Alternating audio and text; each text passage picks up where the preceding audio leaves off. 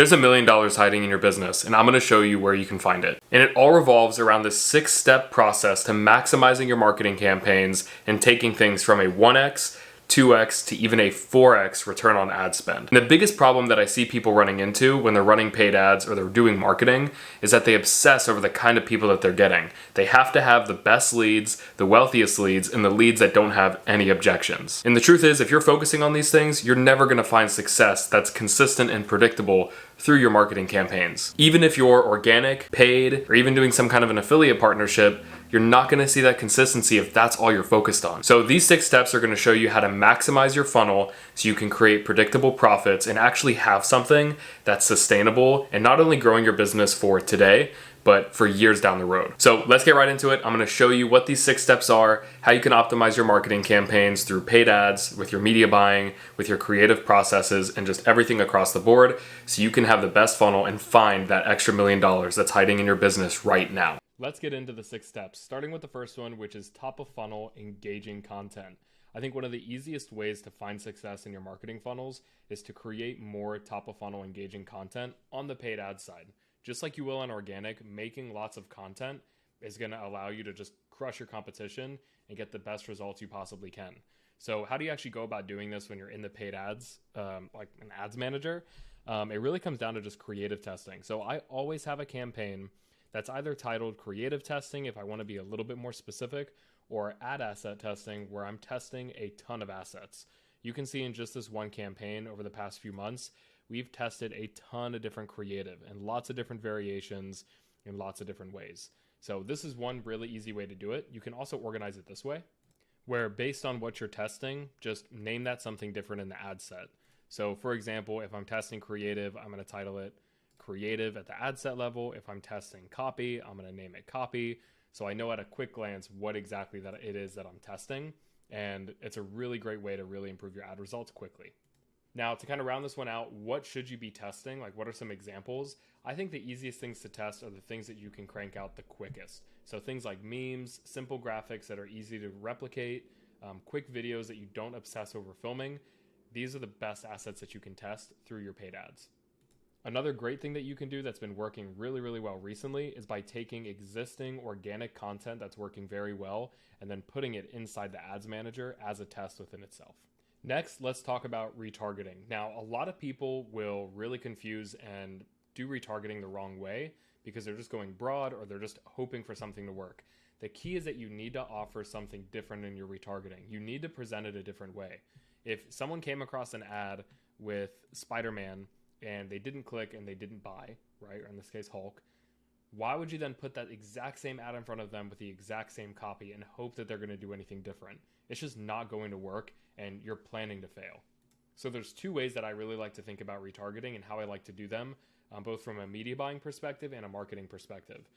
So from a media buying standpoint, I always like to retarget just everyone that's seen the ad but that hasn't clicked to see if I can get them to click again, because it ends up being a little bit cheaper. And second, I love to retarget people that have hit my page, but that haven't opted in. And if I do those 2 things, you tend to get really, really good results from your paid ads if you have a big enough audience size. A lot of people will try to do retargeting right out of the gate just when they're starting because they think they can get a quick win. And maybe you can, but it ends up costing you a ton of money, a lot more than it would if you just stuck with cold traffic and really mastered that first. So an easy way to kind of structure these things is 1, address objections that potential customers could have. If it's a price point thing, address that objection. If it's the size not fitting right, address that objection. You want them to have those objections, that's great. That's not the problem. The problem is if you aren't addressing them in your paid ads. The other thing that I like to do is sell things for different reasons. If you're selling a chair, one reason why someone may like that chair is because it's comfortable. Another reason may be just because it looks good. You got to make sure to hit those different angles in your ads, so people are going to buy things for different reasons. So make sure to do that in your retargeting. Next thing you need to make sure you have in place to get maximum results from your paid marketing efforts is some kind of follow-up. A lot of people will just give up once they get the lead. And it's not even that they're giving up, it's just that they get the lead and they don't really do anything with it. So don't rely on yourself, rely on technology, build an automation where you're delivering them consistent emails and consistent text messages to get them to take the action you want to take. It can be something ridiculously simple, but you need to find something that's very repeatable and that you'll always come up with new content for. So think about the core of your business and what your business is actually doing for people. Try to see if you could replicate a small piece of that to give away to people every single week. So for me, whenever someone signs up for my email list, they join something called the ad of the week, where every week I send a new ad that's been working for us inside of our business. We're already doing it in our business. We're going to make the ads whether or not I had an email list or not. So why not share the winning ads with a group of people that'll get value from it? It'll build goodwill. And I mean, it's just ridiculously valuable. You got to make sure you have follow-up, and you have to have purposeful follow-up as well. Just like the retargeting, it can't be the same thing over and over again. Make sure you're presenting things in a different way, in a different light, and always make sure that you're giving them a call to action. The next thing you want to do is make sure that you're offering something different. So for this partner of ours, we actually run workshops for them. And there's actually a case study that I have on our website where we generated a 12.5 times return on ad spend from this specific strategy. Now, this is basically their entire strategy, is getting people to these live workshops, teaching them and selling them, and it works ridiculously well. We also get leads for really, really cheap considering the amount that we're spending on a lot of these ad campaigns. However, this is something that can supplement your main ad strategy very, very well. So if you're running ads, let's say to a product or to a lead magnet, like I send people to, that's great. But what you could also do is on the back end or through another ad, promote something different. Once again, it kind of relates back to that first point or the first or second point where we're selling things in a different way. So make sure you do the same thing through your paid ads. The next thing that I want to share is how making new ads can actually power your entire creative strategy in your business. So you don't have to spend a ton of money on this, but what I really like to do is make a ton of different ads that really just have text. So I'll find one here for you that kind of looks, go to this ad account here. It'll kind of look like this.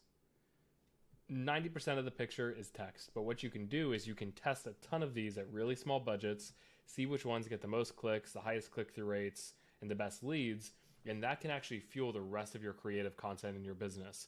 If you tested this one that said business owners don't know how to get customers on autopilot, and then you tested another one that talks about getting high ticket clients each month, and this one performed way better than the other one, you know that your next 2-3 videos should focus around this content because you know this is the one that resonated. A lot of people don't see paid ads and use it this way. I really recommend to try to think about using paid ads this way at a bare minimum, even if you're not using them at all, because it'll really just fuel your creative process and you'll be able to just make stuff that you know people actually are interested in instead of just guessing. And finally, let's talk about the media buying behind the process. It's really important to have some media buying process and strategy that actually works, and it comes down to tracking your KPIs. I see too many people that just look at an ad, they see it not working, and they're like, oh, it's not working, I don't know what the heck to do now. And like they just cut it and they rinse and repeat. You gotta understand why an ad is working and also why it isn't working. And I find people neglecting either both of these or one of the other. So make sure that you actually know your KPIs. There's a completely free cheat sheet below. You can reach out to me to get it, or you can just pause the video and check it out right here. These are really the core KPIs that I like to look at. This sheet shows you what they mean at a third grader level and then how to influence it. So a really good one that I recommend for you to look at is click-through rate. This will tell you how well your creative is actually performing. If your creative isn't working, there's a few different ways that you can actually improve that creative. You can either just make a new one, you could test different video and copy hooks, or you could simply just change the headline. Because sometimes that headline in the creative or in the ad itself is also driving that click-through rate. So it's really important to have all this stuff in place. Those are the 6 things. If you enjoyed this, make sure to like and subscribe.